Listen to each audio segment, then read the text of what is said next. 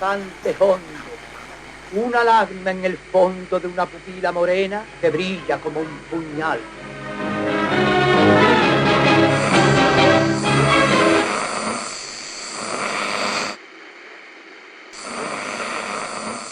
La locura social consiste en que el señalado como loco está cuerdo y que la sociedad en que vive no lo comprende y por lo mismo lo juzga mal.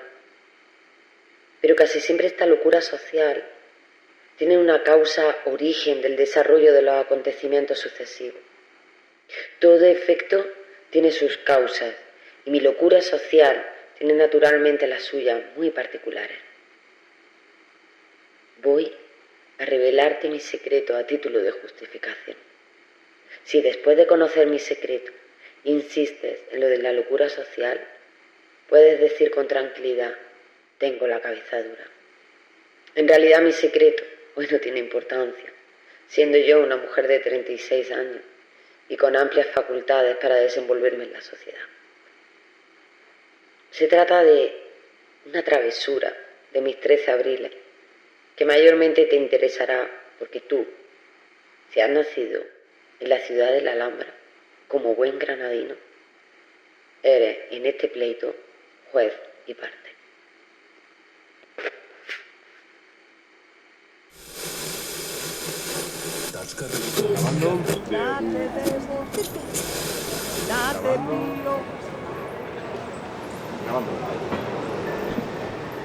Sí, yo conozco a la figura de Agustina González desde principios de los años 2000, porque escribí un libro sobre un personaje relevante de la vida política granadina, como fue Alejandro Otero. Y cuando estaba recopilando documentos de archivo para escribir la obra de Otero, que publiqué en el 2006, pues entonces me encontré con que Otero y Rafael García Duarte Salcedo habían avalado a una mujer para que se presentara a las elecciones en el año 1933. En el año 2010 publiqué por primera vez una biografía resumida en la revista Andalucía en la Historia sobre la vida y la obra de Agustina González. Agustina tuvo la pena de perder pronto a su padre, que falleció en el año 1905. Su padre se llamaba Antonio González Blanco y era zapatero, pero no sabemos la causa, no hemos conseguido dar con su certificado de defunción, pues falleció. Y ella se quedó, bueno, pues con 3 hermanos, había 2 que eran mayores y un hermano menor que ella, residiendo ahí en la calle Mesones, bajo la custodia y el criterio de sus tíos y de su madre. También cuando sus hermanos podían, intervenían en su vida. La familia, cosa que no es nada excepcional, tomó la decisión de internarla en el Colegio de Santo Domingo, que entonces el colegio estaba enfrente de la iglesia de Santo Domingo, ahí en el Realejo. Y ahí estuvo internada, no sabemos cuánto, pero bueno, ahí fue donde aprendió a leer, aprendió a escribir y aprendió probablemente muchas cosas de cultura que, bueno, se nos escapan, pero como ella luego relató en su obra Justificación, pues parece que esa etapa fue una etapa bastante interesante en su vida. No se alcanzaba la mayoría de edad hasta los 23 años, con lo cual la tutela familiar era una tutela absolutamente férrea y además terriblemente incapacitante. Y un día ella pues vio que sus hermanos tenían libertades de las que ella carecía y se decidió a vivir otra vida y la inició vistiéndose con el traje de su hermano mayor y saliendo a medianoche a la calle de Granada para ver qué era la noche. Se había apostado con unas conocidas que vivían al final de la calle San Pedro Mártir, que iba a aparecer en su ventana, vamos, que la vieran, que ella iba a ir vestida de hombre y tal. Sus amigas le dijeron que no, y cuando ella les lanzó una china probablemente para que se asomaran, cerraron la ventana, no la quisieron ver. Ella discurrió por Granada y al regresar a su casa, pues el sereno, que entonces los serenos vigilaban las calles, pues la vio entrar y creyó que era un ladrón. Y ahí es donde empezaron sus males, porque ella, al día siguiente, cuando el sereno difundió la noticia de que había entrado un ladrón en su casa, pues fue incapaz de confesar, probablemente por miedo, que se había disfrazado o vestido de hombre para salir a la calle. Y entonces fue cuando usó una estrategia que algunas veces las mujeres en sociedad la hemos usado en mayor o menor medida, que es hacernos locas, hacernos las locas. Entonces ella se hizo la loca, se negó a hablar y su madre, que ya estaba viuda, se preocupó enormemente por ella, llamó a uno de los médicos más afamados de aquel momento en Granada, un catedrático de medicina, que dijo: a esta niña no le pasa nada. Pero ahí no quedó la cosa, porque como se fingía loca, a los locos y a las locas les daban en aquel tiempo duchas de agua fría y de agua caliente, les sometían a diversos tratamientos. Y a ella le recomendó este médico famoso que le dieran friegas con agua caliente y con agua fría en las piernas. Y en esa tarea hasta venía una tía que vivía en el Albaicín, porque su madre había nacido en Plaza Larga, pues venía a darle las friegas. Entonces ahí ella pasó una época en la que todo el mundo la tomó por loca.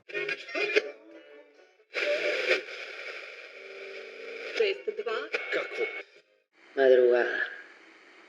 Esta sencilla palabra era para mí como una bruja encantada. Yo estaba deseando ver las calles de madrugada. Como una verdadera imbécil, me había enamorado de lo que dice el cantar. Cambiate noche por día, valiendo la noche más. Hazte cuenta que cambiate plata fina por metal. Estamos hablando de una mujer que no le dejaban leer ni siquiera las envolturas de los paquetes que entonces se hacían en papel de periódico, porque esas eran lecturas que le podían perjudicar. Entonces ella tuvo que pedir permiso a sus tíos paternos y a sus hermanos en un consejo de familia para que la autorizaran a leer. O sea, que es que ella tenía no solo prohibido pisar la calle, sino que además tampoco podía leer lo que ella quería.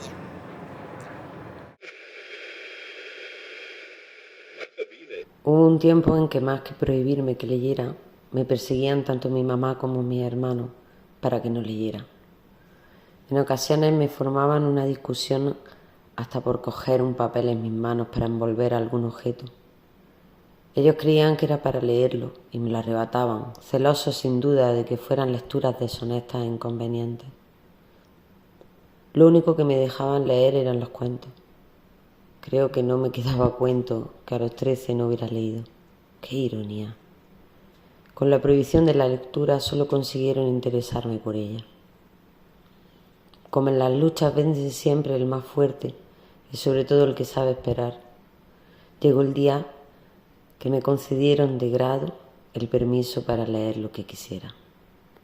Pues para buscarse la vida, probablemente había heredado la zapatería de su padre, que estaba en los bajos de su casa en la calle Mesones. Lo que no te puedo asegurar por completo, porque no hay documentación, es si esa zapatería era suya o la compartía con alguien. Incluso podía compartirla con alguno de sus tíos paternos que se dedicaban a eso. Pero bueno, ella de eso logró vivir y por eso en Granada luego le llamaron la zapatera. Ella vivió siempre en la casa familiar, siempre.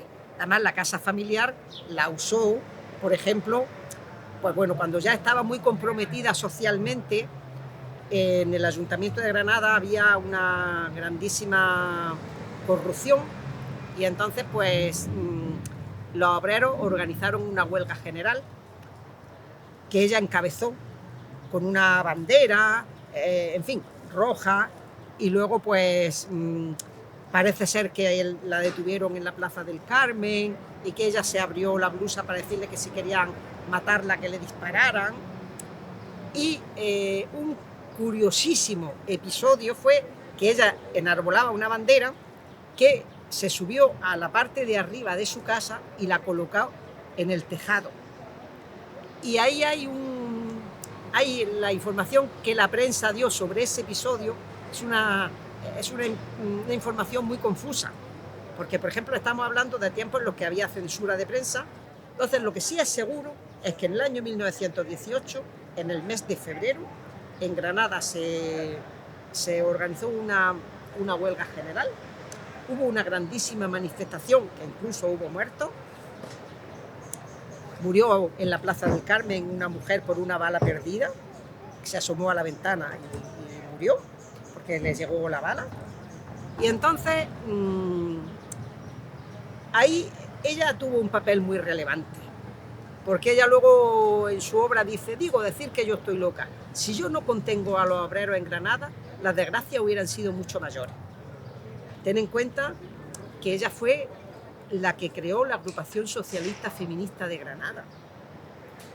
¿Entiendes? Y ella fue la primera presidenta de la agrupación feminista, que luego dejó. No sabemos bien qué pasó, pero luego la dejó.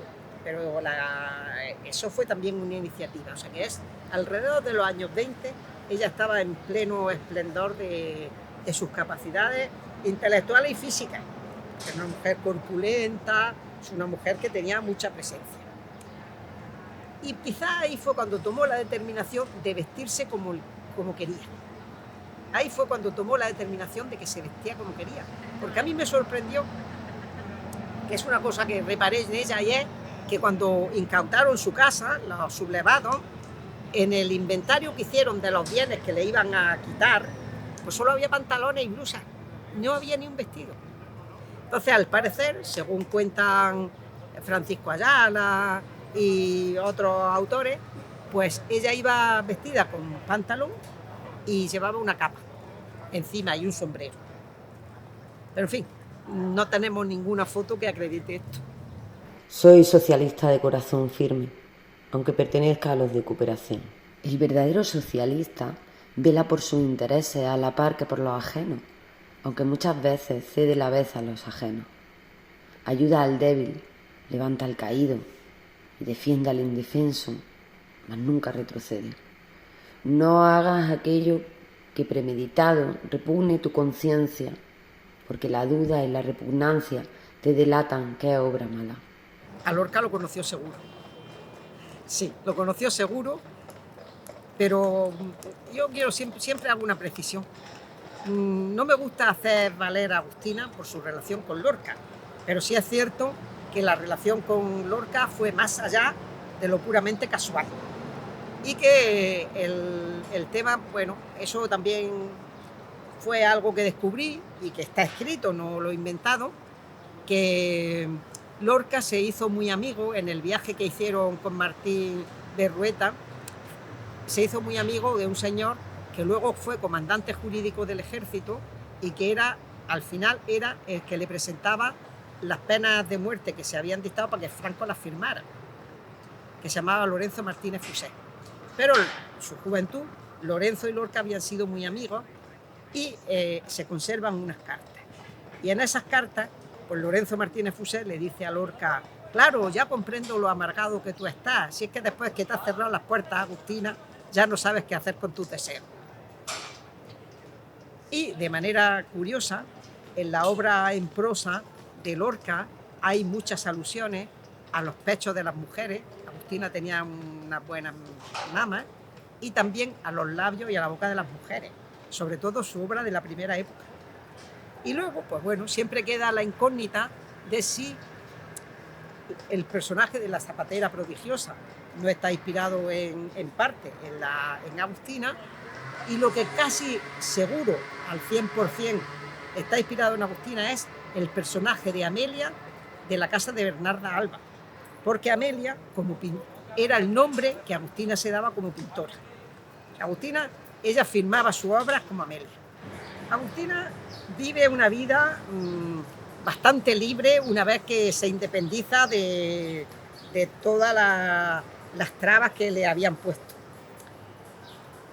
Se centra fundamentalmente en vender su obra en la zapatería y en arengar, según escribieron, a obreros y militantes de diversa índole sobre cómo hacer la revolución.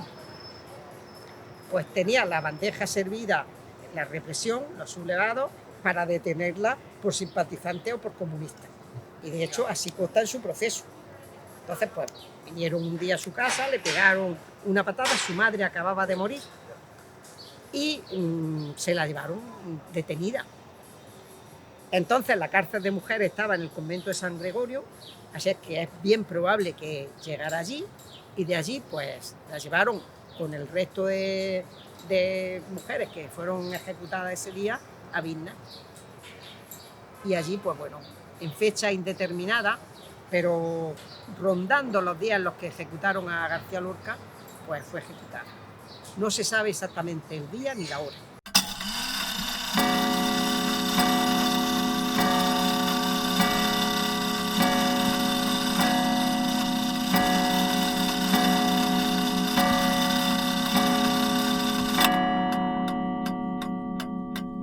La locura social.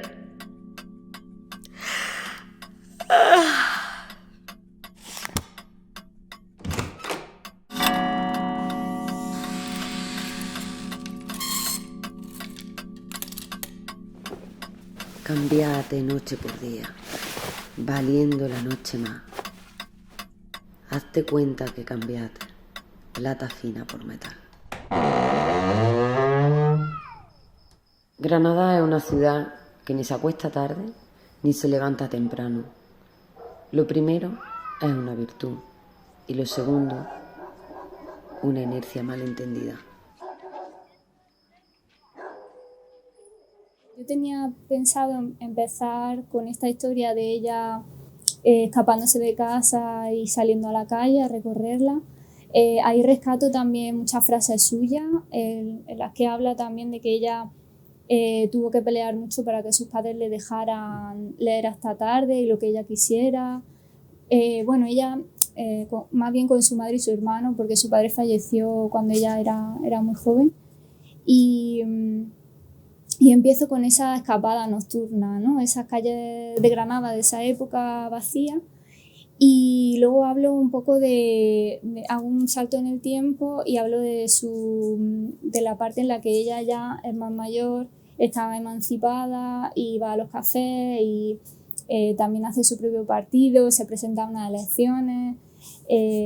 También trató un poco el tema de las manifestaciones a las que ella acudió antes de la República, que eran bastante peligrosas porque en esa época había mucha represión y moría mucha gente. Y bueno, la valentía que ella tenía. Y también hablo de su ideario en futurismo, que es un texto muy interesante en el que ella hace un abecedario de la lengua española nuevo y habla mucho de sus ideas. Y también hablo un poco de su parte teosófica, ¿no? Ahí un poco recreo una de las historias que ella comenta en Las leyes secretas, en la que ella hace una sesión de espiritismo con una amiga. Y bueno, me pareció como muy interesante también porque ella misma habla de un ser alado, ¿no? que se eleva, ¿no? Dentro de esa visión que tiene su amiga, y eso lo uso como recurso también de fantasía para tratar su figura hoy en día, ¿no? Cómo se la vería ella hoy en día, ¿no? Como ese ser, digamos, dentro de esa fantasía que ella comentaba, ¿no?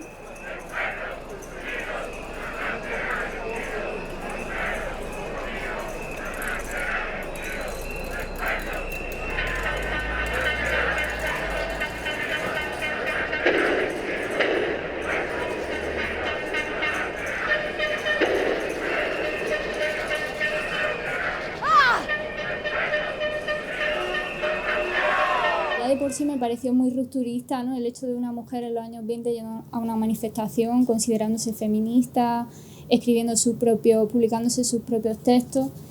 Y ya leí Justificación, que es una obra autobiográfica de ella, que recorre un poco pues desde su adolescencia, distintos sucesos que le marcaron, cómo fue su desarrollo ideológico y también a nivel social, cómo se relacionaba con la ciudad de Granada en esa época. Y claro, al ser yo de aquí de Granada, pues me pareció muy interesante y luego también, pues eso, quise hacer un cómic sobre ella casi al momento porque imaginaba totalmente, visualizaba su experiencia de ella sola recorriendo las calles, siendo adolescente, vestida de su hermano, totalmente infraganti, ¿no? Y me pareció tan emocionante y a nivel visual tan potente que quería hacer un cómic, quería llevarlo a un cómic. Que el cómic hace accesible la cultura, de alguna forma ahora estamos en una cultura muy visual y todo lo que sea imagen y texto y esa dinámica creo que lo hace más entretenido, más accesible. Lo hace tangible también, puedes imaginarte cómo serían las cosas. Para eso también pues los ilustradores buscamos muchas referencias visuales, ¿no? De la época.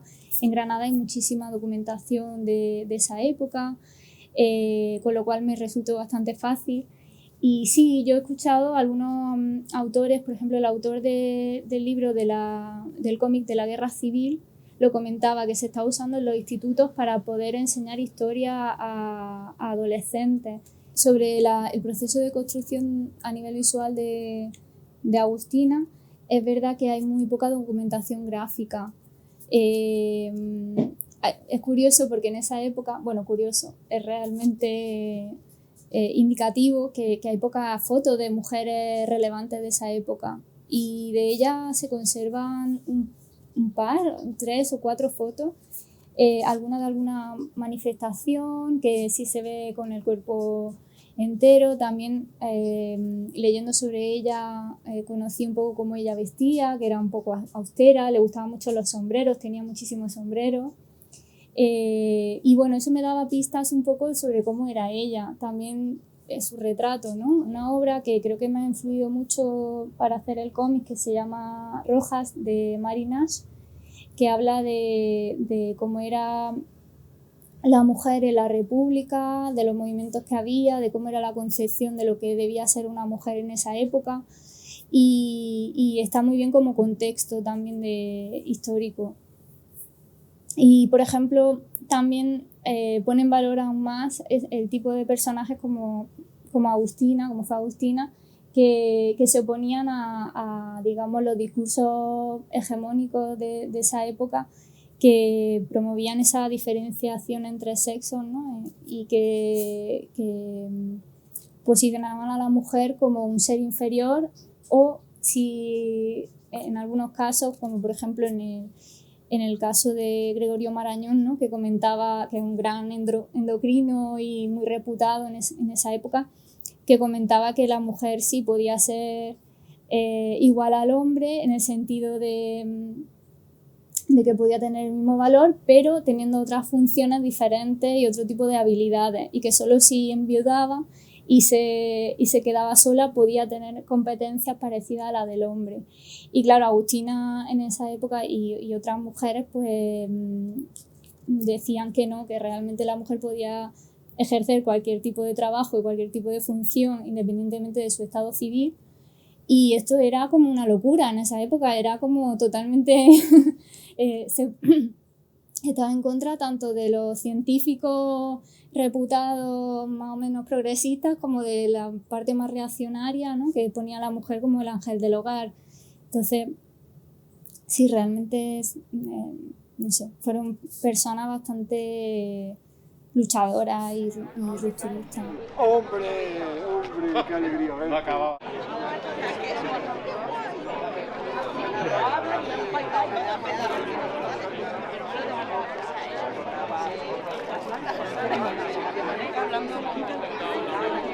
Las mujeres del barranco de Biznar.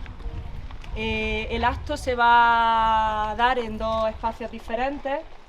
el primero aquí en el barranco, que tiene, como veréis, todo el sentido del mundo de que se hiciera aquí. Tenemos la suerte de que, bueno, de que hemos podido estar aquí en el enclave. Tenemos la sombra de cada árbol genealógico profanado.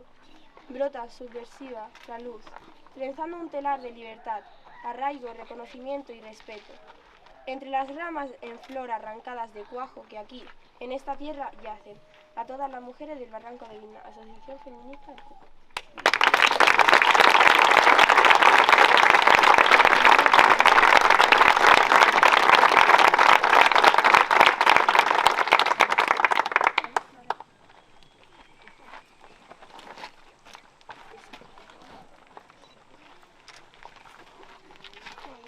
Aquí en campo es muy importante documentar ya todo lo que vemos, tanto de sexo, edad, un poco todo, patologías que tuvieran en vida, objetos asociados, como pueden ser restos de la ropa, de los botones, hebillas de cinturón, restos de zapatos, sobre todo las suelas, que se conservan bastante bien.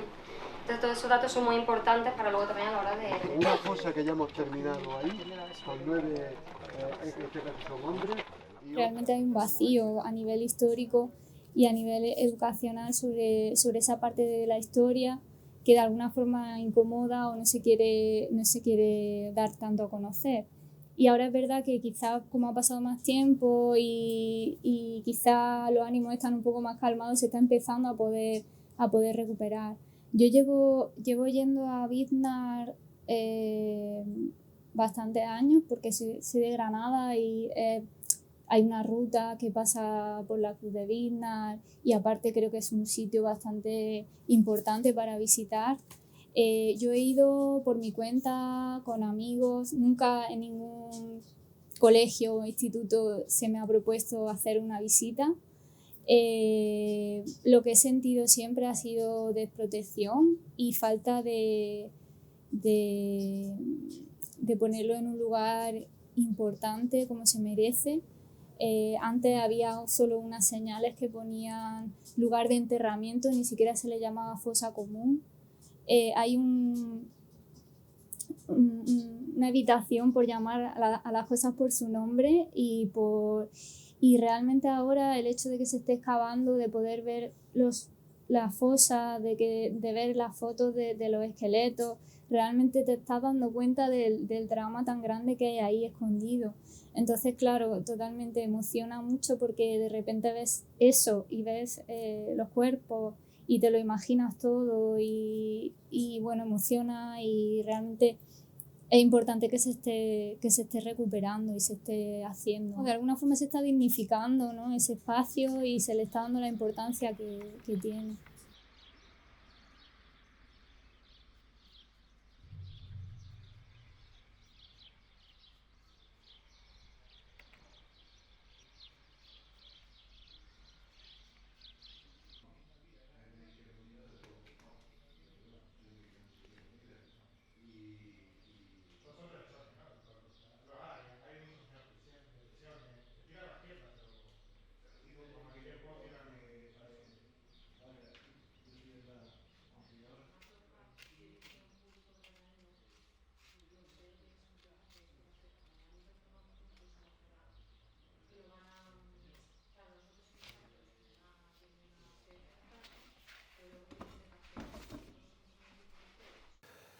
Actualmente nos encontramos ya en la tercera fase de excavaciones arqueoforenses y exhumaciones en el Barranco de Vidnar, muy próximo también aquí al pueblo de Vidnar. Y hasta el momento, en las campañas anteriores, hemos llegado a exhumar y a estudiar antropológicamente a 49 personas, de las cuales 24 son mujeres y 25 son hombres. De tal manera que en esta tercera campaña llevamos ya un total de 20 exhumaciones al día de la fecha y proseguiremos nuestro trabajo que iniciamos el 17 de abril de este año y continuaremos hasta el mes de octubre, en el que ya cerraremos esta campaña, esperando alcanzar, al menos con mucha suerte, una cifra cercana a las 100 personas para esta campaña.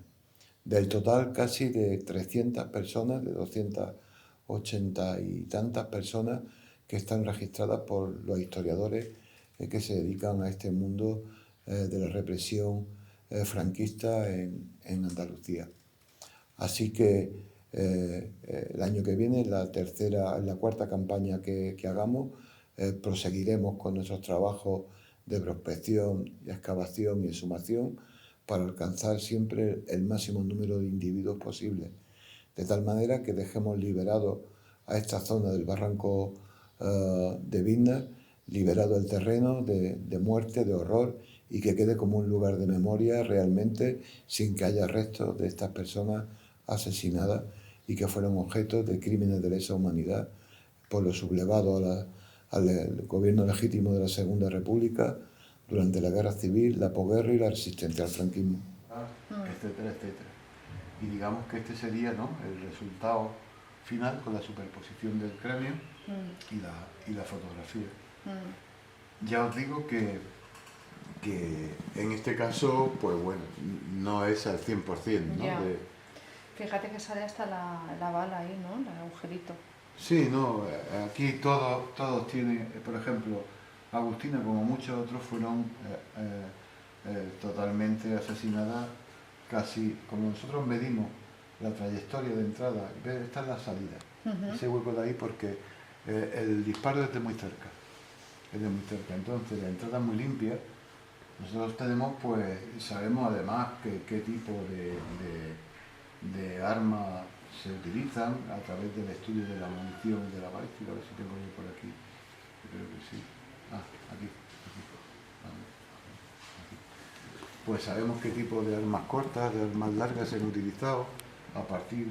Estudiamos también balística, ¿no? Es decir, qué tipo de munición. Sabemos la cronología, pues porque todo tiene su marca de fabricación. Nosotros partimos del siguiente axioma: Lorca eran todos. Entonces, todos los hombres y mujeres que están asesinados para nosotros tienen el mismo valor. Es indiscutible que aquí en el barranco, bueno, sabemos que Federico no está aquí en el barranco, ni Dioscoro Galindo, ni los dos banderilleros que acompañaron a ese triste momento, pero decimos que Lorca eran todos pues porque los consideramos todos, primero, personas que tienen los mismos derechos a la vida que los demás. Es indiscutible que hay también dentro de todo este conjunto de personas que fueron asesinadas, personas que en el momento en el que se encuentran eran no más notables, sino en el caso de Federico García Lorca como un dramaturgo, como un poeta extraordinario, que nadie le quita ese mérito, pero también hubo otros hombres y mujeres también de relevancia importante, como el caso de Salvador Vila, rector de nuestra universidad, discípulo de Miguel de Unamuno, que fue detenido precisamente en el mes de octubre o durante casi a final de verano en Salamanca, y que fue traído a Granada y asesinado aquí en el barranco. Y también tenemos mujeres insignes, ¿no?, por su momento, mujeres que, como Agustina González, conocida como la Zapatera, pues una mujer adelantada a su época, a su momento. Es verdad que durante la Segunda República los derechos alcanzados por la mujer fueron extraordinarios, al igual que la enseñanza. Aquí tenemos también otros profesores de la universidad, maestros de escuela, que la República llevó a los lugares más recónditos, a los pueblecitos más perdidos de toda Andalucía, llevando maestros, bibliotecas, etcétera, etcétera. Personas, trabajadores del campo, trabajadores también de la ciudad. Es decir, todos son importantes para nosotros. No hay uno más que otro más importante.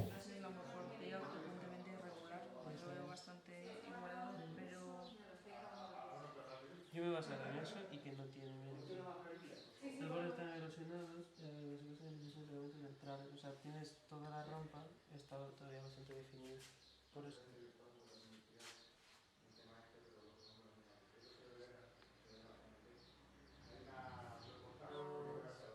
Pero sí, podría ser. De todas formas, le voy a poner...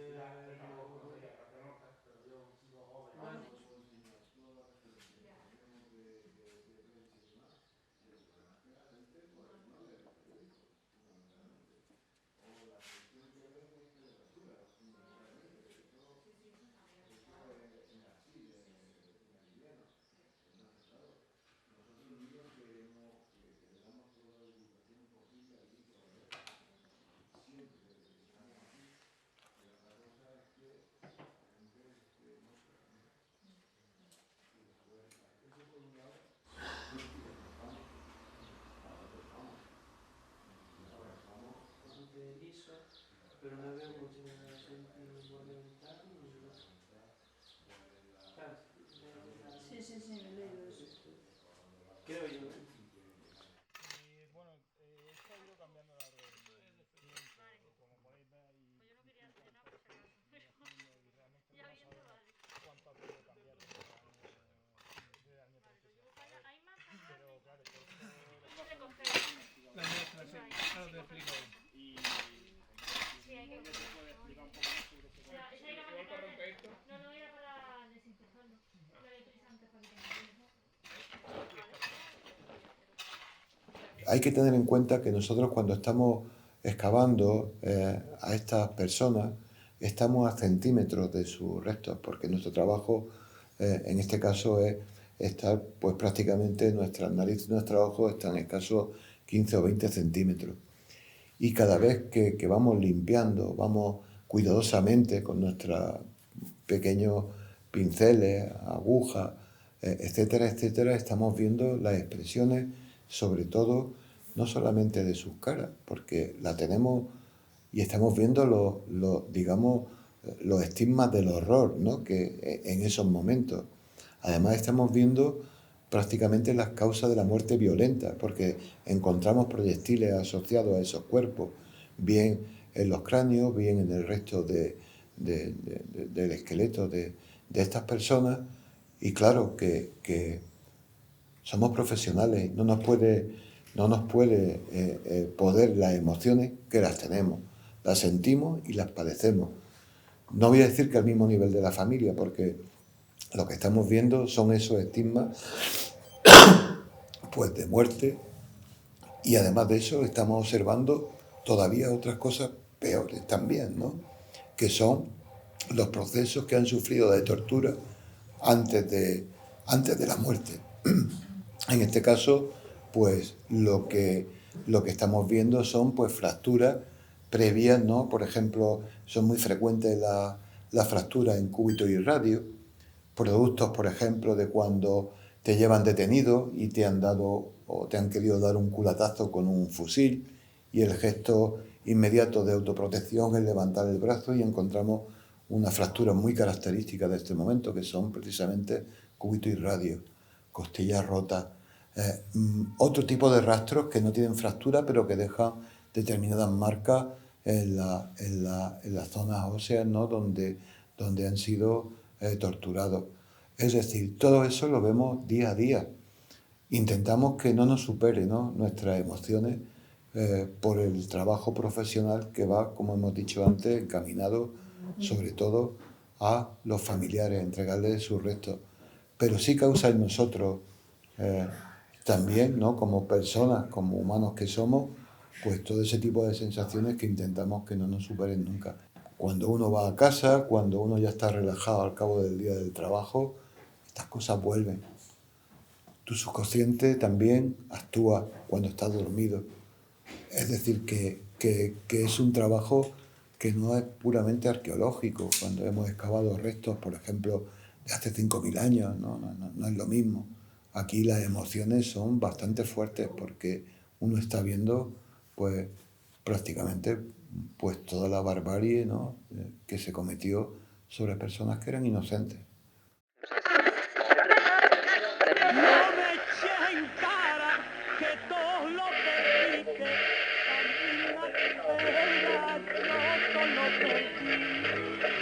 Yo solo me gustaría decir y que se entienda que Agustina fue una mujer granadina que pudo haber alcanzado cierta relevancia social, política, y quién sabe si como pintora, si hubiera vivido en una sociedad menos cerrada, menos masculinizada, en la que se hubiera valorado sus cualidades y sus potenciales en la medida que los tenía, y no se la hubiera relegado al olvido y se hubieran dedicado a hablar mal de ella, como hizo por ejemplo Ayala cuando presentó los relatos granadinos, porque es injusto. Ayala tuvo la oportunidad de exiliarse y fraguar su vida en el exilio, pero esta mujer no pudo exiliarse porque terminó su vida en Vilna.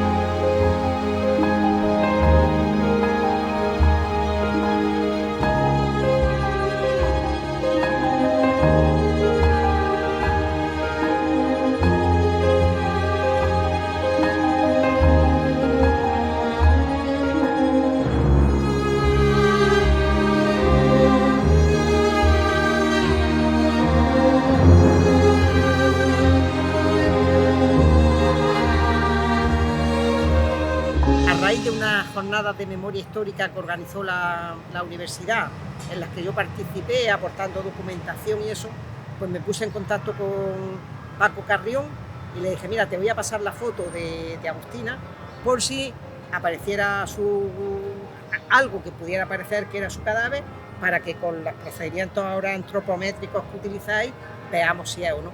Y eso quedó ahí. Hasta el año pasado, pues quizás poco más tarde de estas fechas, un día iba hacia mi casa por la carretera de Huétor y me sonó el teléfono, que yo lo tengo en el coche, con lo cual pues respondí de inmediato. Y era la respuesta lo que me decía Rafael Gibracero, que le había dicho Carrión que había aparecido el cadáver de Agustina, que había un 99,9% de probabilidades de que fuera, porque por la reconstrucción de la craneal pues se ajustaba a las fotografías que teníamos.